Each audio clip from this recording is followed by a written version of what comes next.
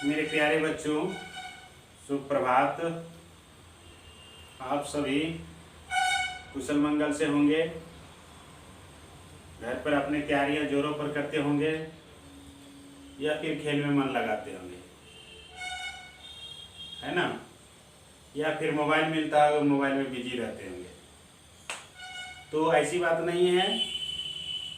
हम लोगों को बस अपनी कोर्स को किस ढंग में पूरा करेंगे, कैसे पूरा करेंगे, इस चीज़ों को सोचना है। खेलना भी है, पढ़ना भी है और अदर काम भी करना है। ये हमारे ऊपर डिपेंड करता है कि हम उसको कैसे कर सकते हैं। तो प्रतिदिन भेजे जा रहे विद्यालय के कंटेंट तो आप लोग देखते भी होंगे। उसमें कुछ विषयवार चीज़ें आती है, बताया जाता है, या फिर डीजी स्कूल में जाके आप कंटेंट को वीडियो के सहारे, ऑनलाइन टीचिंग के सहारे उसको आप देख सकते हैं, सीख सकते हैं, जान सकते हैं। तो आइए हम लोग आज आप लोगों को एक ऐसी वीडियो देने जा रहा हूँ जो यूट्यूब से मैंने तैयार किया हुआ है। उससे हम रिकॉर्ड करके लिए हुए हैं टेंस के बारे में। टेंस की जानकारी इसमें पूर्ण रूप में दी गई है। आप उसको मन से देखें, समझें और अपने कॉपी में नोट करें। हमको आशा और उम्मीद है कि आप लोग इतना देखने के बाद टेंस के कुछ न कुछ जानकारी आप लोग को हासिल हो जाएंगे। तो मेरे प्यारे बच्चों, जो भी चीज़ बताया जाता है कृपया उसको मन से आप लोग देखें, पढ़ें, समझें और उसे कॉपी में उतारने का प्रयास करें, ताकि आने वाले दिन में हम उसे अच्छे से बेहतर कर सके। धन्यवाद। तो आइए देखते हैं हम आपका टेंस का जो भी वीडियो है अपलोड किया जा रहा है, उस वीडियो को इसी वीडियो के सहारे, इसी वीडियो के साथ में अपलोड करेंगे। आप लोग उसे विशेष देखें, जरूर देखें और समझें भी। धन्यवाद। इस 3 तरह के होते हैं: प्रेजेंट टेंस, पास्ट टेंस और फ्यूचर टेंस। प्रेजेंट टेंस मतलब जो काम हमारा प्रेजेंट में होता है, जो काम हमारा वर्तमान में होता है। पास्ट टेंस मतलब कोई काम है जो आपने पास्ट में किया है। और फ्यूचर टेंस मतलब कोई काम है जो आप भविष्य में करोगे, कोई काम है वो फ्यूचर में होगा। मैं आपको एग्जाम्पल दे के समझाता हूँ। जैसे फॉर एग्जाम्पल, मैं स्कूल जाता हूँ। अब ये सेंटेंस प्रेजेंट का है क्योंकि यहाँ पर मेरी डेली रूटीन के बारे में बताया गया है। मैं स्कूल जाता हूँ से मतलब है कि ये काम मैं डेली करता हूँ। मैं स्कूल कल भी गया था, आज भी गया हूँ और कल भी जाऊँगा। ये मेरी डेली रूटीन को बता रहा है कि मैं स्कूल जाता हूँ। अगर इसी सेंटेंस को मुझे पास्ट में कन्वर्ट करना हो तो मैं कहूँगा मैं स्कूल गया था। अब ये सेंटेंस मेरी पास्ट की एक्टिविटी को दिखा रहा है, तो ये सेंटेंस हुआ पास्ट का। और अगर इसी सेंटेंस को मुझे फ्यूचर में बोलना हो तो मैं बोलूँगा मैं स्कूल जाऊँगा। ये काम फ्यूचर में होगा, तो यहाँ पर ये सेंटेंस हुआ फ्यूचर का। एक एग्जाम्पल और देता हूँ मैं आपको। सीता खाना पकाती है। ठीक है, अब ये सीता की डेली एक्टिविटी है, खाना वो डेली पकाती है, तो ये सेंटेंस हुआ प्रेजेंट का। लेकिन अगर मैं कहूँ कि सीता ने खाना पकाया था, तो यहाँ पर बात हो रही है पास्ट की और ये सेंटेंस है पास्ट टेंस। और इसी सेंटेंस को अगर मुझे फ्यूचर में कहना हो तो मैं कहूँगा सीता खाना पकाएगी। दोस्तों, जैसा कि मैंने आपको बताया टेंसेस 3 टाइप्स के होते हैं और इन 3 टाइप्स को 4 पार्ट्स में डिवाइड किया गया है। ठीक है, इन 3 टाइप्स के 4 पार्ट्स होते हैं। सिंपल, सिंपल टेंस को इंडेफिनेट भी बोलते हैं। इसके बाद सेकंड पर है कॉन्टिन्यूस, थर्ड है परफेक्ट और फोर्थ है परफेक्ट कॉन्टिन्यूस। तो इन तीनों टेंसेस को 4 पार्ट्स में डिवाइड किया गया है: present simple, past simple, future simple. Present continuous, past continuous, future continuous. Present perfect, past perfect, future perfect. इसी तरह present perfect continuous, past perfect continuous और फ्यूचर परफेक्ट कॉन्टिन्यूस।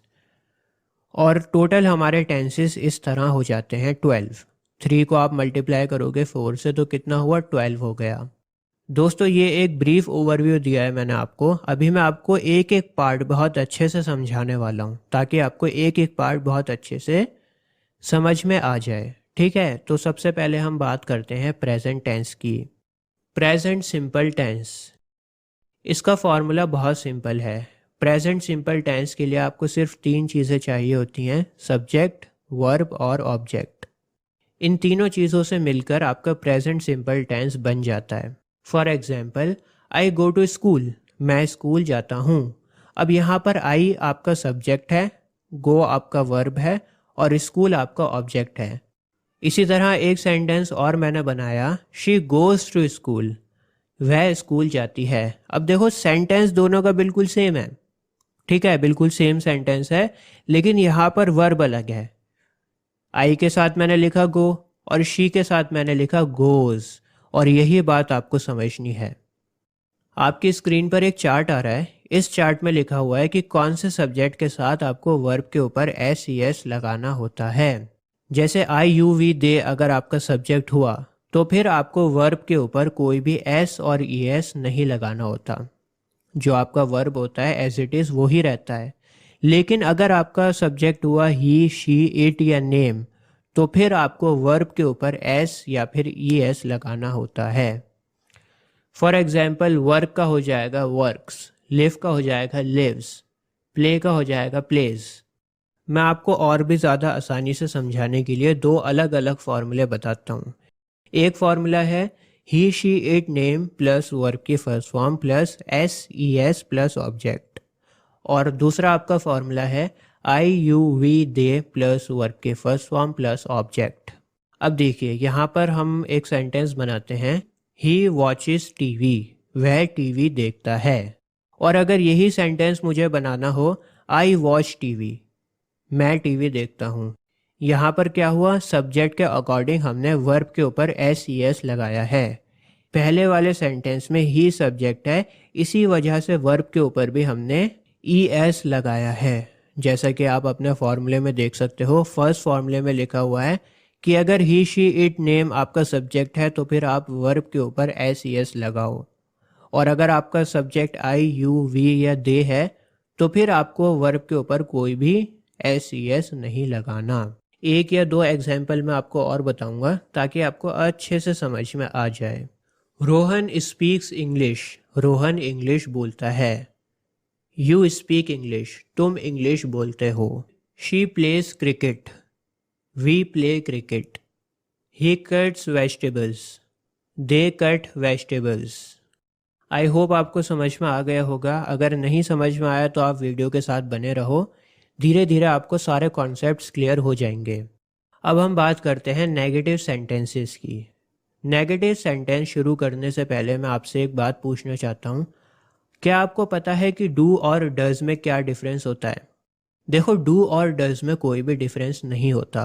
अगर आप डू के साथ ई एस को लगा दोगे तो वो हो जाएगा डज। जैसे फॉर एग्जांपल, अगर आपने वॉच के ऊपर ई एस लगाया तो वो हो गया वॉचेस। डू एक वर्ब है और उसके ऊपर ई एस लगाया आपने तो हो गया डज। बस अगर आपने इतनी सी कहानी समझ ली ना, इतना सा कॉन्सेप्ट अगर आपके क्लियर हो गया तो आपका 95% काम हो गया। समझो 95% आपको समझ में आ गया। अब हम नेगेटिव सेंटेंस का फॉर्मूला देखते हैं। नेगेटिव सेंटेंस का फर्स्ट फॉर्मूला है he, she, it, name plus does not plus verb की फर्स्ट फॉर्म प्लस ऑब्जेक्ट, और दूसरा फॉर्मूला है I you we they plus do not plus verb की फर्स्ट फॉर्म प्लस ऑब्जेक्ट। अब यहाँ पर आप थोड़ा सा ध्यान दो, ही, शी, इट, नेम के साथ जो वर्ब लगा हुआ है वहाँ पर हमने कोई भी एस और ई एस को नहीं लगाया। क्यों नहीं लगाया? क्योंकि ई एस हमने ऑलरेडी डू के साथ लगा दिया है। डू को ई एस लगाकर हमने डस कर दिया, इसी वजह से वर्ब के ऊपर कोई भी ई एस लगाने की ज़रूरत नहीं है। कुछ सेंटेंसेस देख लेते हैं। He does not play cricket, वह क्रिकेट नहीं खेलता। आई डू नॉट प्ले क्रिकेट, मैं क्रिकेट नहीं खेलता। Ramesh does not work in the bank, Ramesh यहाँ पर सब्जेक्ट है, डज नॉट आपका हेल्पिंग वर्ब हो गया और वर्ब हुआ आपका वर्क, और ऑब्जेक्ट हुआ इन द बैंक, ठीक है। और इसी तरह अगर आपने बनाया कि they do not work in the bank, वे बैंक में काम नहीं करते। She does not wear jeans, वह जीन्स नहीं पहनती। I do not wear jeans, मैं जीन्स नहीं पहनता। आई होप आपको समझ में आ रहा होगा। अब हम बात करते हैं इंटेरोगेटिव सेंटेंसेस की। इंटेरोगेटिव सेंटेंसेस वो कहलाते हैं जब हम किसी से सवाल पूछते हैं, जो क्वेश्चन मार्क वाले होते हैं। जो सेंटेंस क्या से शुरू होता है। ऐसे सेंटेंसेस में हमेशा आपको हेल्पिंग वर्ब से स्टार्टिंग करनी होती है, और यहाँ पर हमारा हेल्पिंग वर्ब है डू और डज। ठीक है, डू या does plus subject plus verb के फर्स्ट फॉर्म प्लस ऑब्जेक्ट। अब यहाँ पर डू और डज डिपेंड करता है सब्जेक्ट के ऊपर। For example, do you speak English, क्या तुम इंग्लिश बोलते हो। अब यहाँ पर डू आपका हेल्पिंग वर्ब है, क्योंकि ये इंटेरोगेटिव सेंटेंस है इसलिए आप डू से स्टार्ट करोगे, और यू आपका सब्जेक्ट है। अब यहाँ पर यू सब्जेक्ट है, इसी वजह से आपने डू लिखा। अगर यही सेंटेंस होता कि क्या वह इंग्लिश बोलती है, तो आप लिखते डज शी स्पीक इंग्लिश। अब यहाँ पर सब्जेक्ट क्या है, शी है, और इसी वजह से हमने ये वाला सेंटेंस स्टार्ट किया है डज से। बात आ रही है समझ में? डू और डज डिपेंड करेगा सब्जेक्ट के ऊपर। अगर आपका सब्जेक्ट ही, शी, इट या नेम है तो फिर आप सेंटेंस स्टार्ट करोगे डज से, और अगर आपका सब्जेक्ट आई, यू, वी या दे है तो फिर आप सेंटेंस स्टार्ट करोगे डू से। कुछ और एग्जाम्पल देखते हैं। डज शी लाइक ऑमलेट, क्या उसे ऑमलेट पसंद है। डज यहाँ पर आपका हेल्पिंग वर्ब है, शी आपका सब्जेक्ट है, लाइक हो गया वर्ब और ऑमलेट हो गया object. Do you like omelette, क्या तुम्हें ऑमलेट पसंद है। Does he know English, do we know English. Does he play video games, do we play video games. ठीक है, तो डू और डज आपका डिपेंड करेगा सब्जेक्ट के ऊपर। अब हम बात करते हैं WH फैमिली की। WH फैमिली कहलाती है what, where, why, who, when. ठीक है, ये सब WH से स्टार्ट होते हैं और इसी वजह से हम इन्हें WH फैमिली कहते हैं। तो इसका फॉर्मूला भी बहुत सिंपल है। सबसे पहले आपको WH फैमिली में से लिखना है, उसके बाद आपको डू या डज में से लिखना है, और डू और डज डिपेंड करेगा सब्जेक्ट के ऊपर। जैसा सब्जेक्ट वैसा डू या does. He, she, it name होगा तो डज यूज़ करोगे, और आई, यू, वी, दे होगा सब्जेक्ट तो फिर डू यूज़ करोगे। उसके बाद आपको वर्ब की फर्स्ट फॉर्म लिखनी है और लास्ट में आपको ऑब्जेक्ट लिखना है। जैसे for example, where does she live. अब यहाँ पे वेयर क्या है, WH फैमिली में से है, और डज हमने इसलिए लिखा है क्योंकि सब्जेक्ट आपका शी है। अगर यही सेंटेंस होता कि वेयर डू यू लिव, तुम कहाँ रहते हो। अब यहाँ पर डू हमने इसलिए लिखा है क्योंकि आपका सब्जेक्ट यू है। ठीक है, तो डज और डू डिपेंड करेगा सब्जेक्ट के ऊपर। एक सेंटेंस और देखते हैं। Why do you cry, why आपका WH फैमिली में से है, डू आपका हेल्पिंग वर्ब है, यू आपका सब्जेक्ट है, और क्राई आपकी वर्ब की फर्स्ट फॉर्म है, और इस सेंटेंस में कोई भी ऑब्जेक्ट नहीं है। ज़रूरी नहीं है कि आपके पास ऑब्जेक्ट भी हो, बिना ऑब्जेक्ट के भी आपका सेंटेंस बन सकता है। एक एग्जाम्पल और लेते हैं। व्हेन डू वी स्लीप, हम कब सोते हैं। चलिए, उम्मीद है आपको प्रेजेंट सिंपल टेंस समझ में आ गया होगा। अब हम बात करेंगे प्रेजेंट कॉन्टिन्यूस टेंस की। प्रेजेंट कॉन्टिन्यूस टेंस बहुत सिंपल होता है। ये वो सेंटेंसेस होते हैं जब हम कोई काम कॉन्टिन्यूसली करते हैं, जैसे मैं अभी बोल रहा हूँ और ये काम कॉन्टिन्यूस चल रहा है। प्रेजेंट कॉन्टिन्यूस टेंस को समझने से पहले आपको मैं बता दूं कि जब भी आपका सब्जेक्ट होगा ही, शी, इट या नेम, तो उसके साथ आप हेल्पिंग वर्ब यूज़ करोगे इज़। आई के साथ आप हेल्पिंग वर्ब यूज़ करोगे एम, और यू, वी, दे के साथ आप यूज़ करोगे आर। ठीक है, तो फॉर्मूला देख लेते हैं। सब्जेक्ट लिखोगे सबसे पहले, उसके बाद इज़, एम या आर, इन तीनों हेल्पिंग वर्ब में से कोई एक, और ये तीनों हेल्पिंग वर्ब डिपेंड करेंगे सब्जेक्ट के ऊपर। अगर आपका सब्जेक्ट होगा ही, शी, इट, नेम, तो कौन सा हेल्पिंग वर्ब यूज़ करोगे, इज़ यूज़ करोगे। अगर आपका सब्जेक्ट होगा आई, तो फिर आप यूज़ करोगे एम, और अगर आपका सब्जेक्ट होगा यू, वी, दे, तो फिर आप यूज़ करोगे आर। ठीक है, इसके बाद आपको वर्ब की फर्स्ट फॉर्म लिखनी है, और वर्ब की फर्स्ट फॉर्म के साथ आपको ING लगाना है। जैसे प्ले का हो जाएगा प्लेइंग, वॉच का हो जाएगा वॉचिंग, और लास्ट में आपको ऑब्जेक्ट लगाना है। For example, she is learning English, वह इंग्लिश सीख रही है। अब शी आपका सब्जेक्ट हो गया, इज़ आपका हेल्पिंग वर्ब हो गया, लर्न आपका वर्ब हो गया, और ING आपने लगाया तो हो गया लर्निंग, और इंग्लिश आपका ऑब्जेक्ट हो गया। इज़ हमने इसलिए लगाया है क्योंकि हमारा सब्जेक्ट शी है। अगर हमारा सब्जेक्ट होता आई तो मैं बोलता आई एम लर्निंग इंग्लिश, और अगर मेरा सब्जेक्ट होता वी तो मैं बोलता वी आर लर्निंग इंग्लिश। अब हम देखते हैं इंटेरोगेटिव सेंटेंसेस को। इंटेरोगेटिव सेंटेंसेस में जैसा कि मैंने आपको बताया कि आपको हेल्पिंग वर्ब से स्टार्टिंग करनी है, और प्रेजेंट कॉन्टिन्यूस टेंस का हेल्पिंग वर्ब होता है इज, एम और आर। इन तीनों में से किसी एक के साथ आपको स्टार्टिंग करनी है, उसके बाद आपको सब्जेक्ट लगाना है, उसके बाद वर्ब की फर्स्ट फॉर्म, और वर्ब के फर्स्ट फॉर्म के साथ आपको लगाना है आईएनजी, और लास्ट में आपका आएगा ऑब्जेक्ट। जैसे for example, is she making tea, क्या वह चाय बना रही है। इज़ आपका हेल्पिंग वर्ब, शी हो गया सब्जेक्ट, और वर्ब हो गया आपका मेक, मेक के साथ आपने आईएनजी लगाया मेकिंग, और लास्ट में आपका है object T. Is she making tea, क्या वह चाय बना रही है। हेल्पिंग वर्ब स्टार्टिंग में आएगा तो वो हो जाएगा इंटेरोगेटिव। कुछ और सेंटेंस देखते हैं। एम आई मेकिंग टी, क्या मैं चाय बना रहा हूँ। आर यू मेकिंग मी फूल, ये थोड़ा सा हार्ड है। आर यू मेकिंग टी, क्या तुम चाय बना रहे हो। एम आई लुकिंग गुड, क्या मैं अच्छा लग रहा हूँ। Am helping verb, I subject, look verb हो गया और उसके साथ आईएनजी लुकिंग, और गुड हो गया आपका ऑब्जेक्ट, क्या मैं अच्छा लग रहा हूँ। Am I looking good. उम्मीद है यहाँ तक आपको क्लियर हो रहा होगा, और अगर वीडियो पसंद आ रही है तो प्लीज़ इसको लाइक ज़रूर करना। आपके लाइक से ही हमें मोटिवेशन मिलती है। चलिए आगे बढ़ते हैं। आगे देखते हैं WH फैमिली को। WH फैमिली में भी आपको क्या करना है, सबसे पहले WH फैमिली को लिखना है, उसके बाद इज़, एम या आर में से कोई एक हेल्पिंग वर्ब आएगा, और ये डिपेंड करेगा सब्जेक्ट के ऊपर।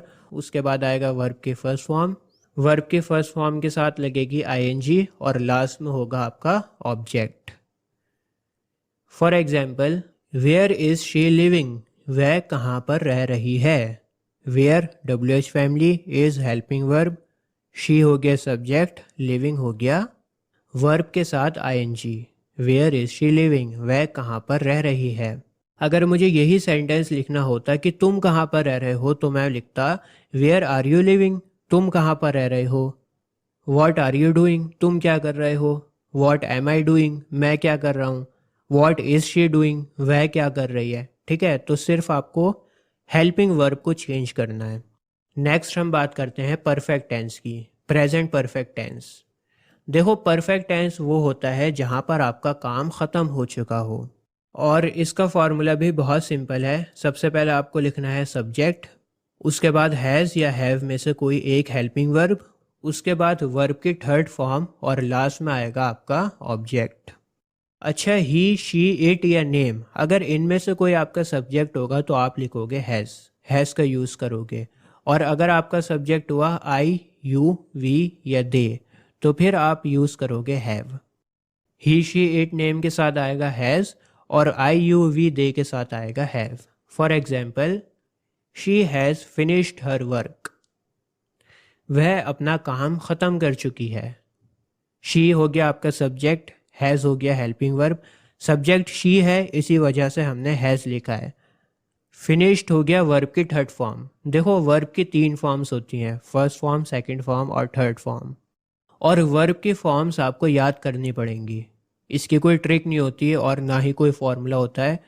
वर्ब की फॉर्म्स आपको याद ही करनी पड़ेंगी, इसका कोई दूसरा रास्ता नहीं है सीखने का।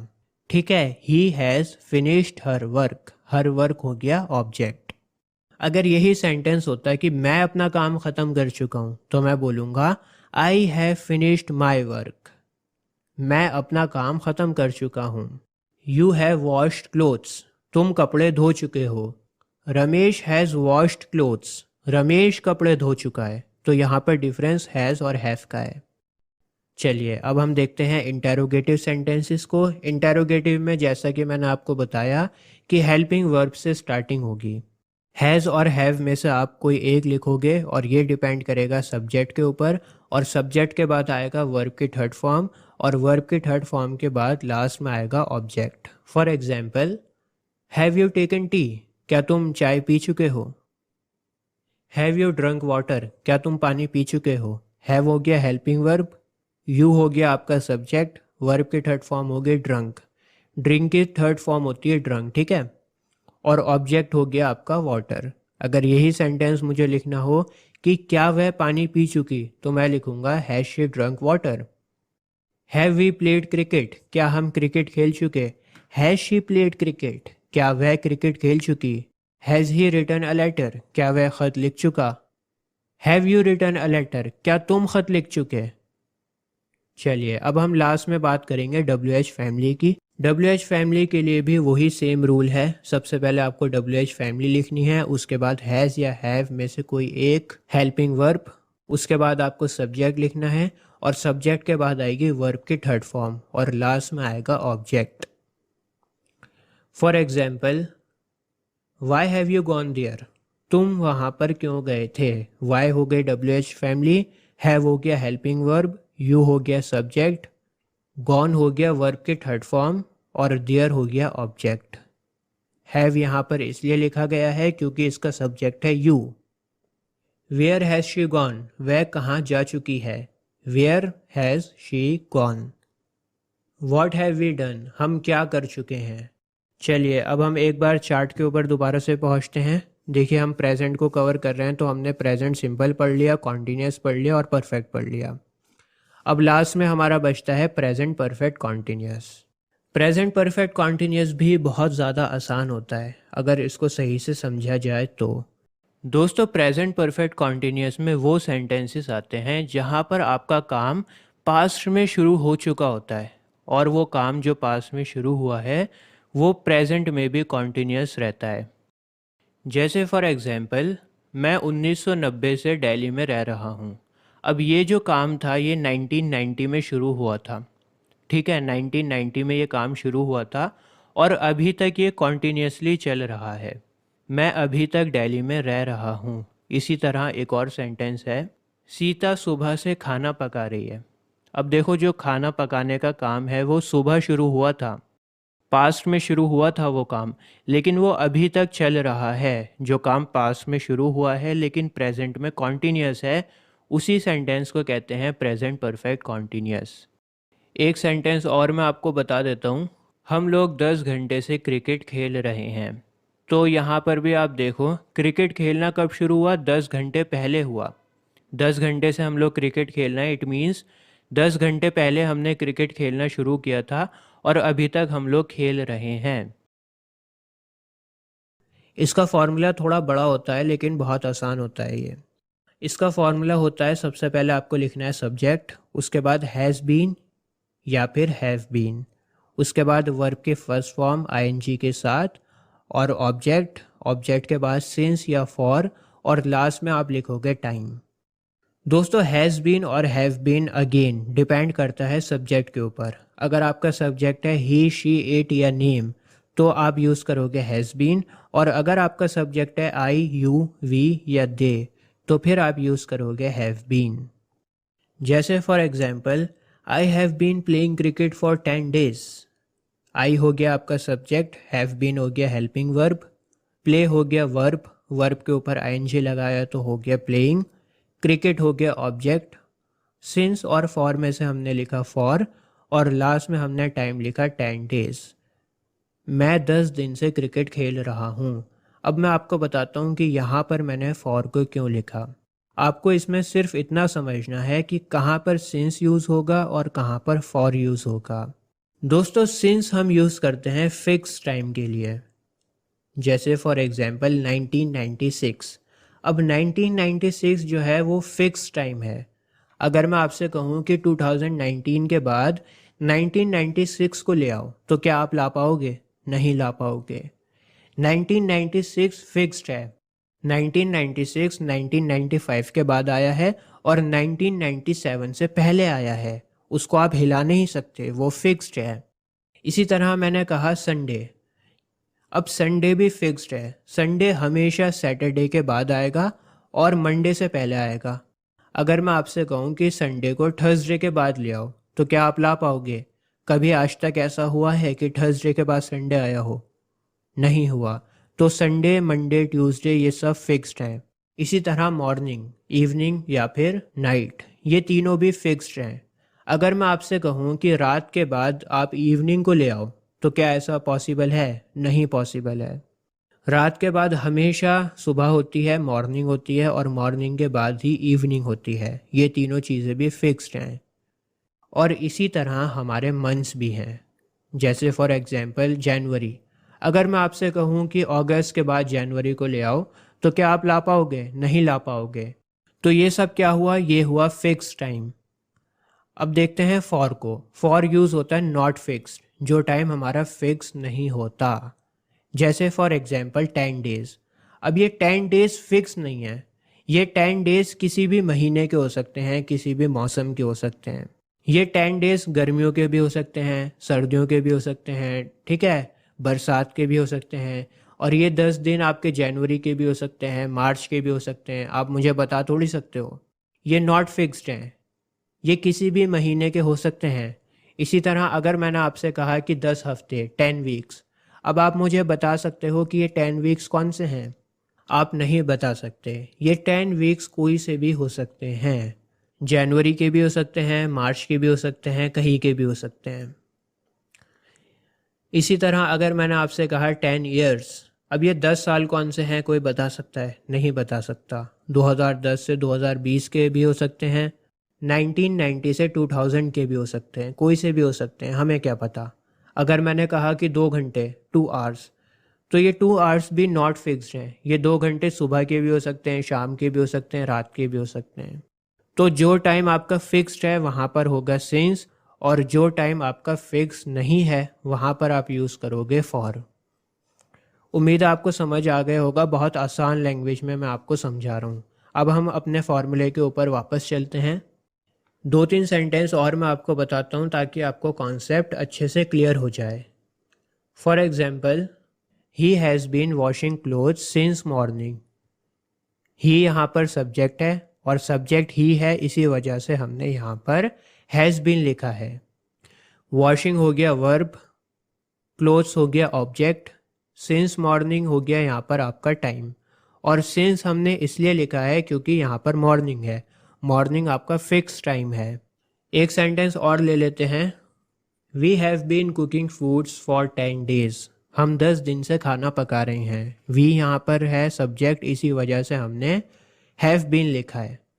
कुकिंग हो गया आपका वर्ब, फूड हो गया ऑब्जेक्ट, और फॉर इसलिए लिखा है यहाँ पर क्योंकि 10 डेज आपका नॉट फिक्स टाइम है। चलिए प्रेजेंट परफेक्ट कॉन्टिन्यूअस में इंटेरोगेटिव देखते हैं। इंटेरोगेटिव सेंटेंस हमेशा की तरह हेल्पिंग वर्ब से स्टार्ट होगा, और यहाँ पर आपका हेल्पिंग वर्ब है हैज़ या फिर हैव। हैज़ या हैव में से कोई एक लिखोगे, उसके बाद आप लिखोगे सब्जेक्ट, सब्जेक्ट के बाद लिखोगे बीन, बीन के बाद लिखोगे वर्ब की फर्स्ट फॉर्म आईएनजी के साथ, उसके बाद ऑब्जेक्ट, उसके बाद सिंस या फॉर में से कोई एक, और लास्ट में आपका टाइम। जैसे has she been crying for 2 hours, क्या वह 2 घंटे से रो रही है। Have you been learning English since 2010, क्या तुम 2010 से इंग्लिश सीख रहे हो। अब हम लास्ट में देखेंगे WH फैमिली को। WH फैमिली में भी आपको सबसे पहले WH फैमिली लिखना है, उसके बाद हैज़ या हैव, उसके बाद सब्जेक्ट, उसके बाद बीन, उसके बाद वर्ब के साथ आईएनजी, फिर आता है आपका ऑब्जेक्ट, उसके बाद सिंस या फॉर में से कोई एक, और लास्ट में आता है आपका टाइम। कुछ सेंटेंसेस देख लेते हैं। Why have you been living here since 1990, तुम यहाँ पर क्यों रह रहे हो 1990 से। वाई WH फैमिली, हैव हो गया हेल्पिंग वर्ब, और हैव इसलिए लिखा है क्योंकि आपका सब्जेक्ट यू है।